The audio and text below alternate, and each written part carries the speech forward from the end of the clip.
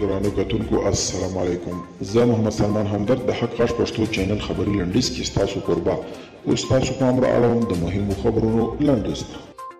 هوا پیژندنې ادارې د هیواد په 12 ولایتونو کې د نسبتا سختو واورو او بارانونو ورېدو خبر ورکړی دی. د یادې ادارې په خبره شایي په ځینو ولایتونو کې د سختو اورښتونو له امله سیلابونه هم راوځي. دغې ادارې وړاندوینه کړې ده چې په بېلو سیمو کې به د باران کچه له 20 تر 25 ملي متره پورې وي.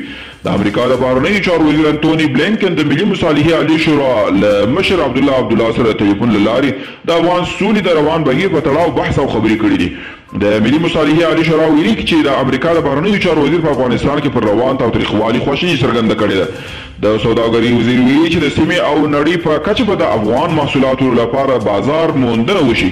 نثار احمد غوریاني په بهر کې د دغو وزارت له آتشو سره په یو ویډیو کانفرنس کې ویلي د نړۍ او سیمې په هیوادونو کې به د افغاني محصولاتو لپاره پر بازار موندنه جدي کار وکړي.